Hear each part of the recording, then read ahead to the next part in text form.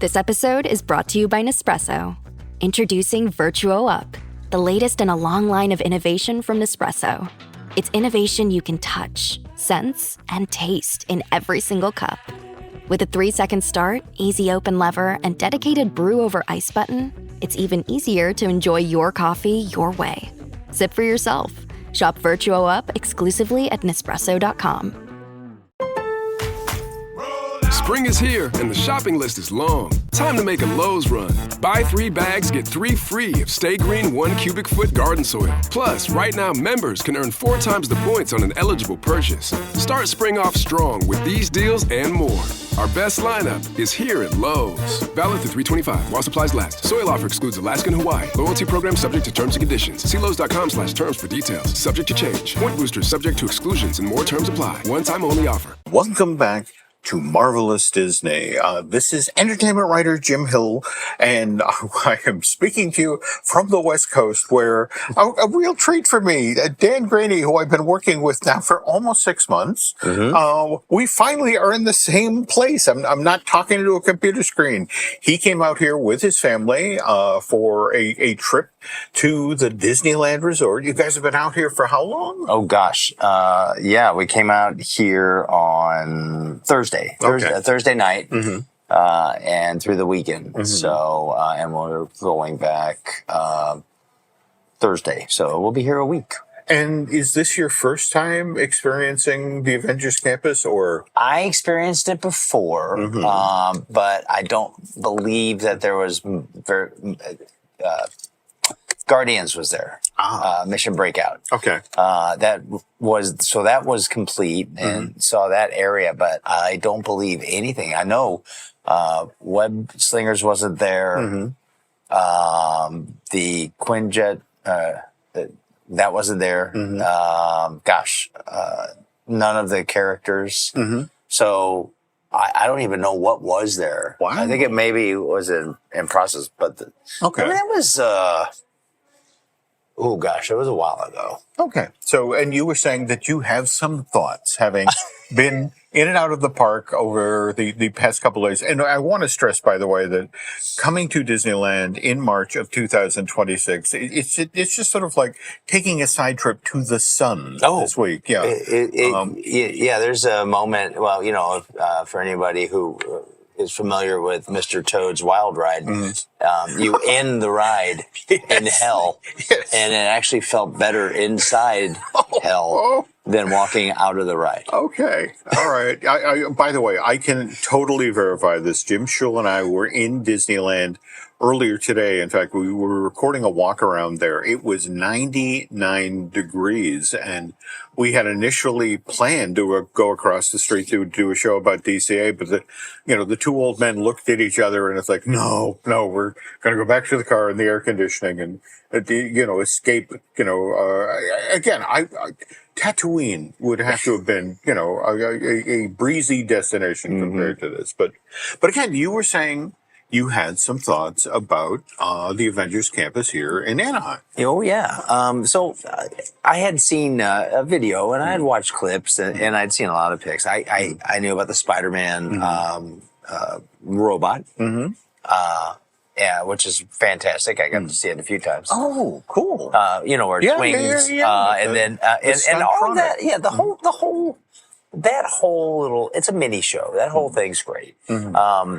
And I remember seeing, and I did see Thor and Captain Marvel. So I saw a couple walk around characters. I heard they had cut back. It did seem like there wasn't as many as you would expect, but it's also 100. Yeah, well, no, in fact, it's so interesting you said that, because Jim Schul and I were inside of Galaxy's Edge this afternoon, because we were talking about the changes that are coming to Millennium Falcon, and they actually had Chewbacca out. But the thing is, he was moving so slowly, and they were taking him backstage. Where I guess in this weather, they only allow the characters out for 20 minutes at a time, and then they have to go back and basically drink their body weight in Gatorade. So I saw a glimpse of Chewbacca. I saw Ahsoka, and that was it. But as far as Avengers, what I thought was interesting, because I remember seeing that there was a Doctor Strange. Kind of like a magic show. There was for a while. I would have liked to have seen that. I knew that they got rid of that. But just walking in, it's very dramatic, and it has the makings of something. And obviously, you've got the weenie in the distance with Mission Breakout, which I rode I don't know, maybe let's say 8 years ago, and thinking it was going to be almost identical to Tower of Terror, and it is not. No, it isn't. All. Yeah. There's no buildup. It just shoots you straight up and then plunges you down and then doesn't shakes you. Yeah, but at the same time, I gotta say, I absolutely love the pre-show of that. I mean, fantastic. It just, I would argue that Rocket, the animatronic, is more impressive than Lincoln. Yeah. Speaking of which, on this trip, did you get to see the Walt animatronic? We're going to do that tomorrow. Oh, okay. So, did you see it? No. Again, in fact, as I was walking out, I realized I hadn't seen the Walt animatronic, and there's a Sherman Brothers themed show in the old silent theater. Yeah, there's not a lot of fanfare for it, but I just happened to look up, and I'm like, hey, we might need to check that out. I think we're going to try to check that out tomorrow. Okay. And Walt, I mean, they don't start the Walt show until about 2:00 anyway. Interesting. So if anybody wants to catch it in the morning, they don't start. So what? It's Lincoln in the morning and Walt in the afternoon? Yes. Unless they have, I don't know if they've split the theater or, I don't know, unless they rotate this. I don't know. I have no idea how they do it. But I'll watch it tomorrow. But I did, with Avengers, I mean, we had, I guess successfully lost all of my party to that. Paula off the bat, she's like, I don't know. That sounds like it's going to make me ill. And it made me really nauseous. Partially because I went in somewhat smugly thinking, well, you stop and there's a floor, and then you go up a little more, and there's a floor, and then the elevator moves forward, and then it drops you a couple of times, as Tower of Terror did. And when it just shot me up and down so many times, I was like, oh, this is awful. And I tried to enjoy it. And then I thought, okay, I'm going to watch the video of it. And, because I didn't really see it the last time I wasn't paying attention. And watching the video last night, I was like, I'm not going to do it. And the kids had bailed out. So we went from, 4 to 3 to 2 to 1. And I was like, okay, so we won't do that. But we did do Web Slingers. Okay. Which is fun. All right, you're not wrong, but at the same time, and you walk away with your complimentary set of carpal tunnel syndrome. I mean, it was like we had all the stages in our vehicle.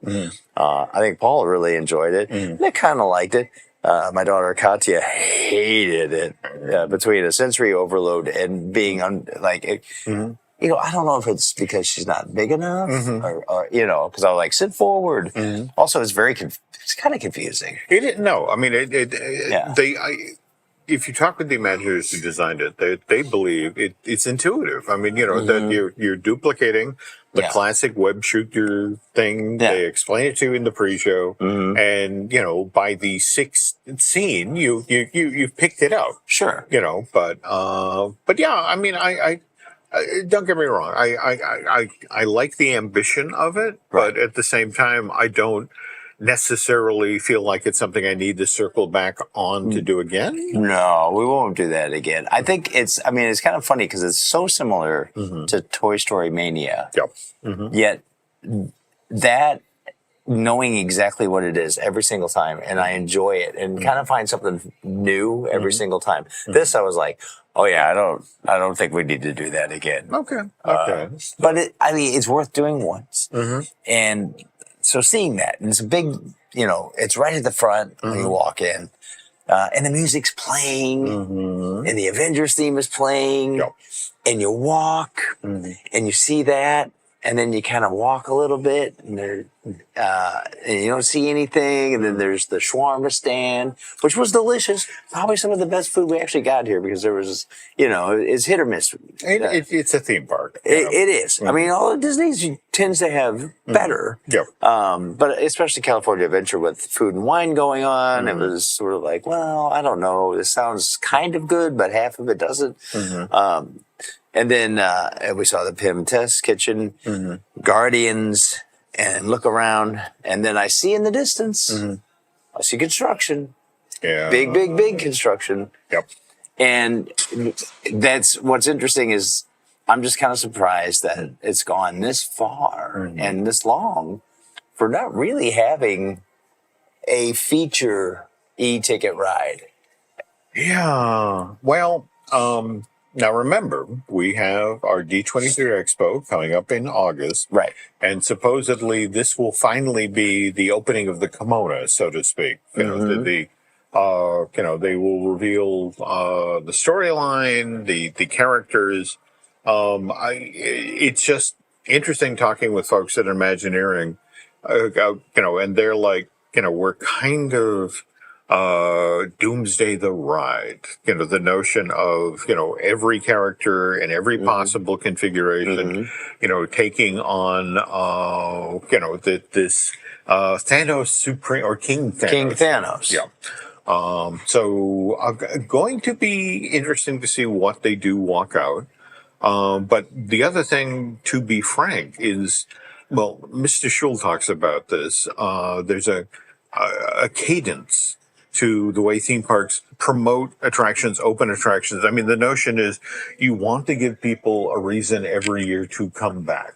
So, so right now, it would appear, and you saw the construction, I mean, they haven't necessarily, the steel is up, they haven't necessarily started enclosing the building. No, it is a giant, just a lattice structure, huge. It seems like the show building is going to be substantial. I mean, so I remember seeing the initial version of it, and people look like they were on like jetpacks. Yeah. That one is kind of a heartbreaker because the initial thing is you were first on a Quinjet, right, flying to the Battle of Wakanda, and then when you landed, it was like, all right, everybody move, right, and you literally went out of the back of the vehicle on your own jetpack, and you were then in the middle of this huge battle between the Avengers and whoever was attacking Wakanda at the time, and it would have been wonderful. The problem is, at least according to what friends at Imagineering told me, is the hourly throughput was miserable. It would, they were going to be able to get less than 1,000 people through a day. And for example, today at Disneyland, 50,000 people in this heat. So imagine that. The park opens at 8 a.m. If you're lucky in the summer, it's open till midnight. So you only have 16 hours. That's 16,000 people out of 50,000 get to experience that. And it just ultimately, it's like, no, that will not be a guest satisfier. If anything, that will be a guest aggravator because I came all this way. My kid wants to ride your ride and he can't get on it. Right. So. And especially knowing that they're going to do individual lightning lane. Oh, yeah. No doubt. Which means that's basically pricing everybody out who's going to try to ride it because it's like, well, they're going to sell all of the individual lightning lanes when your capacity's that low. But, I remember seeing that and thinking, okay, well, that looks fun. And then I saw, the new artwork and it has King Thanos and I believe they had, a lot of characters. I even saw the animated. Yeah, that's the thing. The okay, so it's sort of a multiversal war. Yep. So I think there is something there. It is the one thing that makes me a little worried is that it's King Thanos and not Dr. Doom. Yeah, and what's kind of interesting is I have heard that there are discussions about changing that, because obviously, but again, there's a certain hesitation at Imagineering to do that because it's like, yes, Doctor Doom is Robert Downey Jr. And the other thing that's fascinating about this, if you go that route, if you make Doctor Doom your villain, you're still doing the Stark Labs out front with the flyer. So it's like you have this duality of Robert Downey Jr., beloved Tony Stark, and Robert Downey Jr., reviled Dr. Doom. So there's a lot of folks like, no. We don't cross the stream. Well, and that's a lot of, I mean, great for Robert Downey Jr. Yep. Even in audio, he makes appearances throughout, the experience with Spider-Man. You can hear him do voiceover. Yep. And yes, Stark Labs, which I think we've discussed before, looks really interesting. There's not anything about that looks like something I'm going to be able to ride without just losing my lunch. My shawarma, it would be all over. Because it looks like just a kukla with me at the end of it. Yeah. I mean, I turned 67 this week. So, and the hard reality is when you get to this point in your life, there are things you stand outside of like, that's nice to look at. And no, I'm not getting on. Yeah. So yes, I think I'm pretty much in the same group here with you that'll be nice to look at. And then folks can tell me, how it was to lose their pocket change and their iPhone. But, no. So, I mean, I guess my takeaway is I feel like they need to step it up because they have sort of like the ambience and they have the theater and the capability and the interest. I mean, oh, absolutely. There is no shortage of people over there, and everybody just kind of walks in and then they kind of turn around and walk out. Now, granted, there's construction going on. Yeah. So you can't walk through. No, you can't. But, if we give it some time, and we say sometime, looking like 2028 now, but summer of 2028, or maybe we'll meet back up here and talk a little bit more about that. Yeah. Speaking of time, it's time now to take a quick break here, folks. But when we get back, we're going to talk about some Marvel-related stuff that I got to see away from the parks. Before that, there's... When you want your spring break to feel like... and your kids' pool day to feel like... and your hotel bed to feel like... ooh, and room service to feel like... because at Hilton, hospitality feels like... Your cabana's ready. Would you like fresh towels? It matters where you stay. Book now at Hilton.com. Hilton, for the stay. Picture this. A curve in the road. A change in plans. Well, what do you say? With the all-new Audi Q3, the answer's always yes. Yes to adventure. Yes to escape. Yes to performance. Yes to comfort. Yes to right now. Because saying yes without hesitation, that's real luxury. The all-new Audi Q3, made for the yes life. This...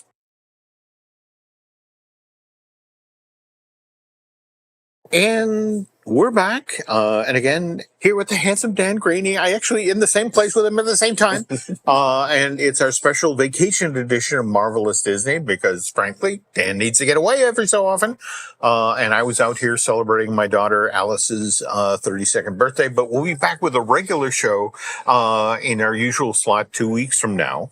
But for now, this was strictly a down here in Anaheim. No, you went out to Palm Springs as well. Yeah. Yeah. Okay. Which is gorgeous. Also, there they had some unseasonably hot weather.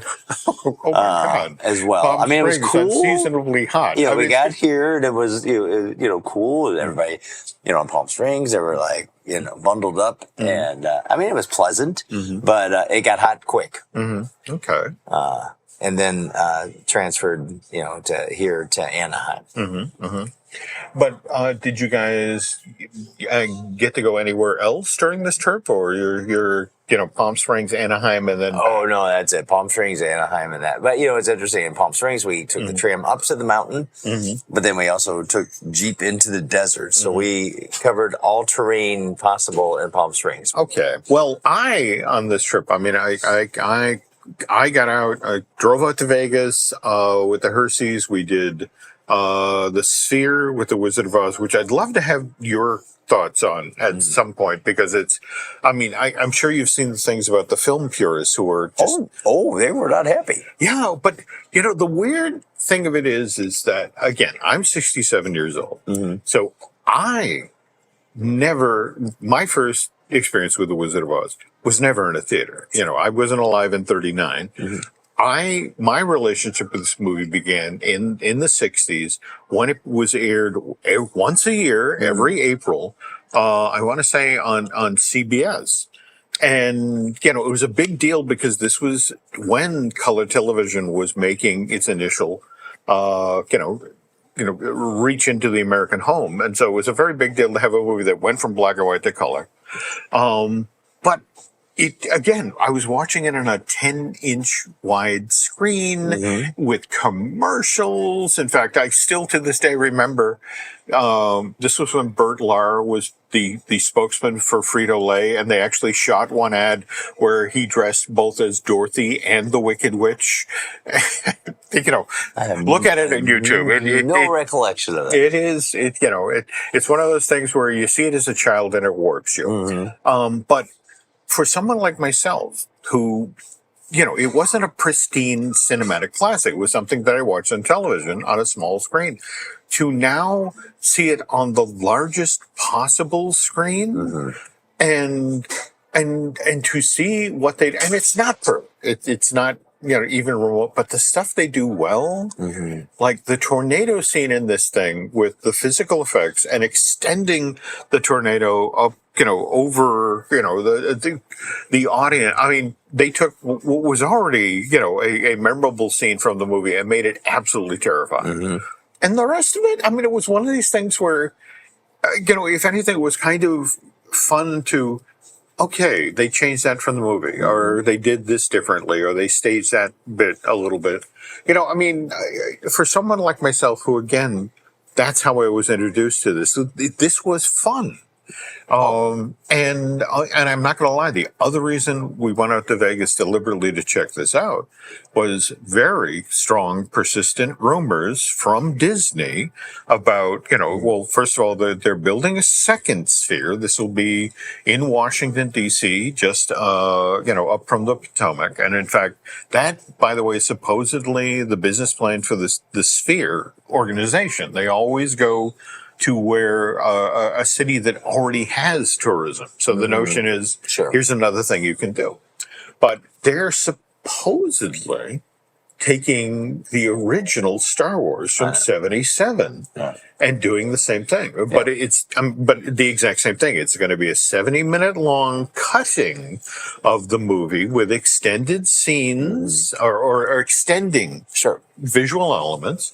So it's kind of a Star Wars highlight reel, but that, knowing that's potentially in the works, suddenly the notion of putting the real Star Wars, the original cut from 77, back into theaters next year, there's a duality there. The notion of, look, you want to see it the way it was back in 77, here it is. And it's back in theaters, and enjoy that. But at the same time, if you want the Star Wars experience, potentially go down to, in fact, that's supposedly, again, these are the rumors, folks, but potentially that's the opening production for the one in the Potomac. Yeah, I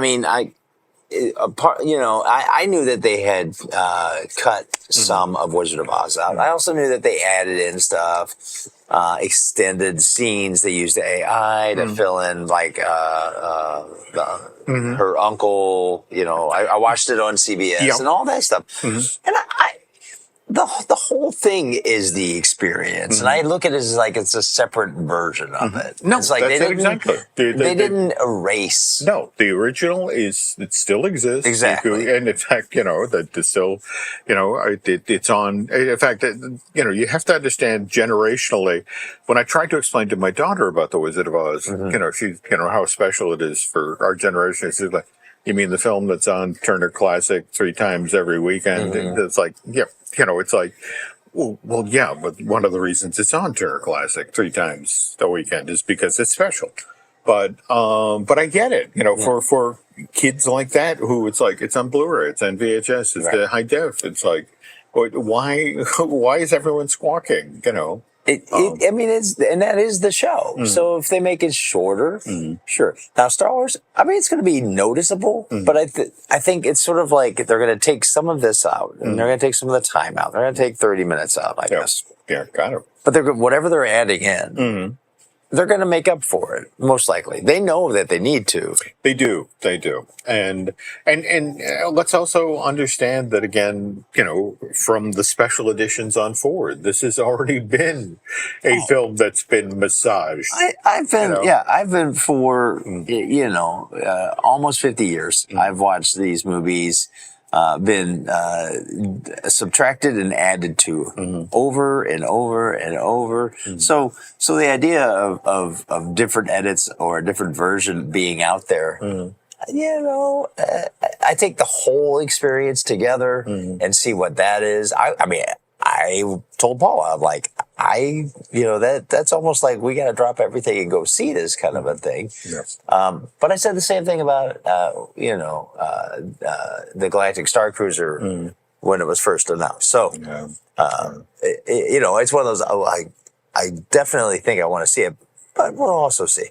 Okay. But more is just the cost of getting there and where's it going to be? Yeah. And speaking of wanting to get to a place, since I've been hearing about it, the Academy Museum down on Wilshire.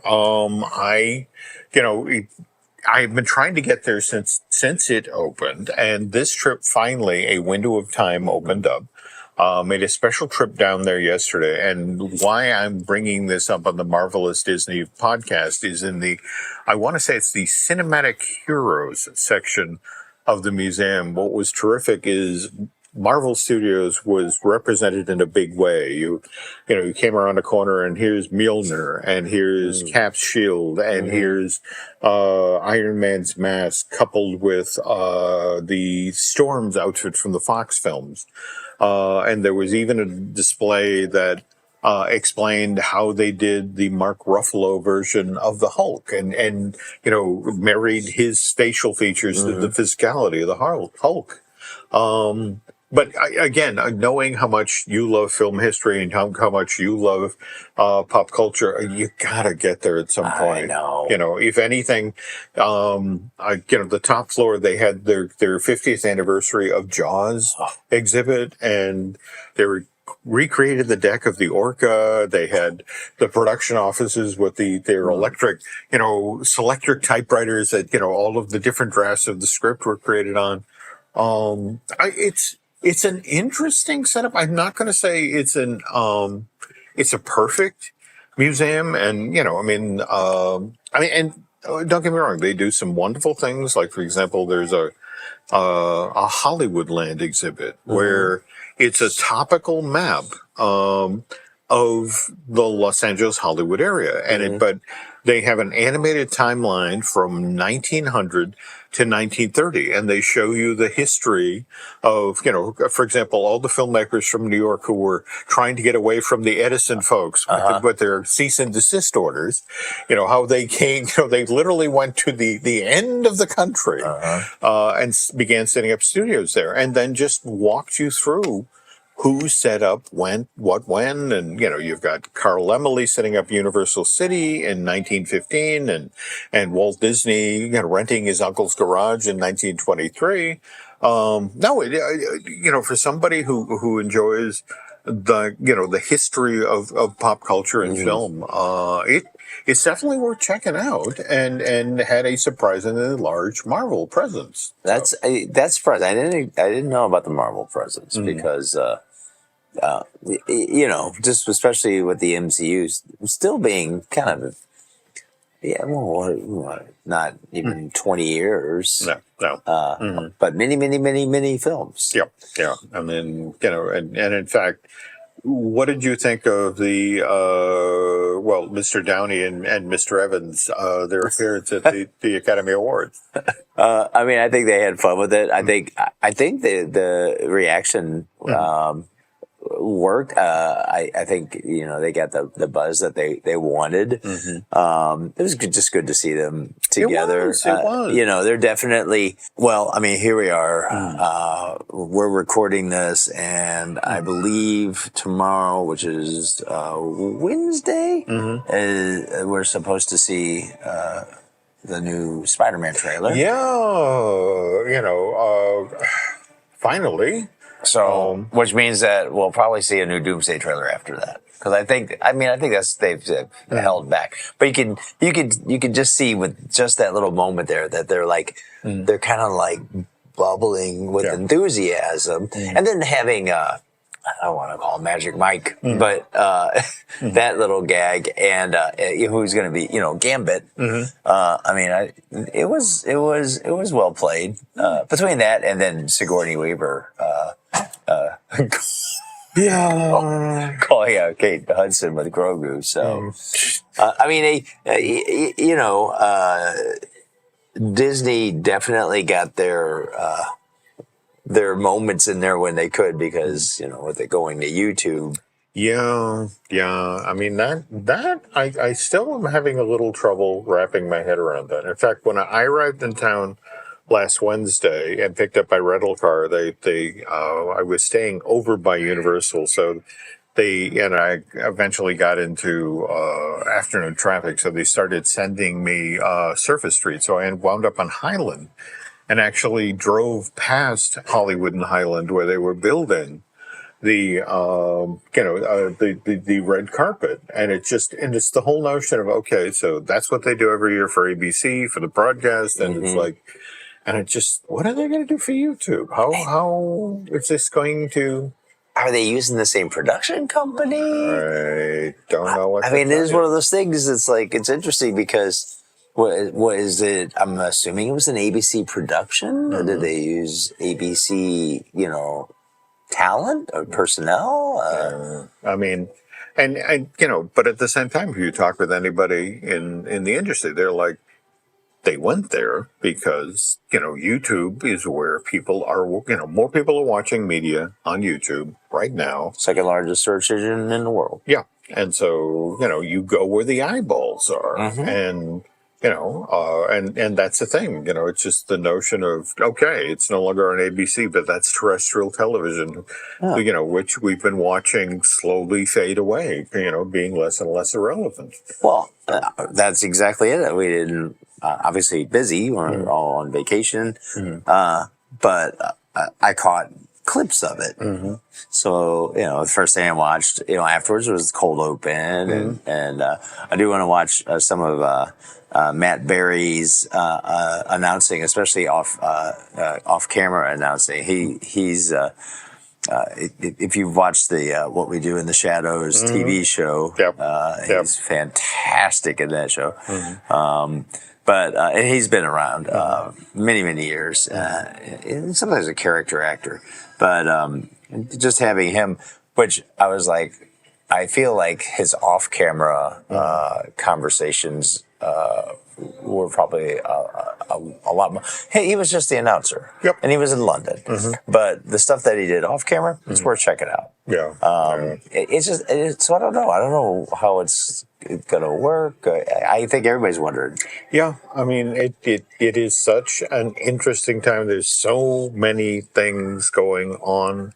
As Dan just said, we were about to get a brand new Star Wars brand new day trailer. So we'll have that to talk about on the next show, and we'll circle back on the rest of Dan's trip out here. Tomorrow headed to we're going back to Disneyland. I think we're gonna just go straight to Indiana Jones. The kids really enjoyed that. They were I tried to explain it to him, and I said, I said, well, it's essentially the same ride as Dinosaur, but not at all. Yeah, I mean, that's a great way to describe it. And we rode, and I know people love Dinosaur, and I remember really enjoying Dinosaur the first time I rode it, which was a while ago. But when I took my kids on it a few years ago, a lot of things weren't working. No, it was very dark. Yeah. And so it was one of those things where it's like, I knew at the time, I'm like, well, they're not putting money back into this thing. No. So when I told them, oh, it's just like Dinosaur, it helped surprise them immensely. So we're going to go back into that. And I think we're going to pretty much just hit Disneyland and do a lot of the off the beaten path stuff. Tom Sawyer Island, Castle Walkthrough, shooting gallery. Good. Seeing basically a lot of stuff you can't see. No, in Orlando. all the things that are gone. In fact, it's so interesting you say that because when the Herseys and I were at Universal Studios Hollywood, Lauren was determined to do the attractions that you couldn't do in Florida. And in fact, when's the last time you saw Waterworld over there, the stunt show? Oh my gosh! Oh, it's been a long time. I remember seeing it, but I remember seeing Waterworld, and it's still seeming quite a bit after Waterworld had been relevant. Yep. I mean, but I also remember it being a fantastic stunt show, even though it still holds up. And that's a crazy thing. This year is the 30th anniversary of the release of Waterworld.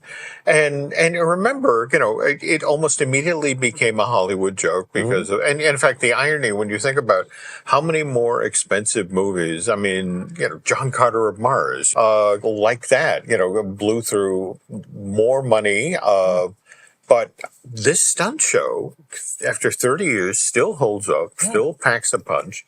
But yeah, we eyeballed the what is it? The brand new Fast and Furious Supercharged. They were running cars on that, and it's like, oh yeah, that one's gonna hurt. It seemed like, when I first saw it, I was like, oh, that looks fun. And then those cars started turning. Yeah. And I'm like, I don't know. Well, all right, folks. Long story short, Dan and I will have lots of stuff to talk about on the next Really For Real Marvelous Disney. But thank you for listening to this vacation edition of our podcast. And thanks for Dan for making time today. I mean, the poor man literally walked in the door from the hotel, and I waylaid him in the lobby. That's in fact where we're recording this right now, just so we can get something on the board for you folks. But we'll be back with a full show shortly. But for now, thanks for listening. And thanks for Dan for making the time on his vacation to do this. My pleasure. And we will be back soon.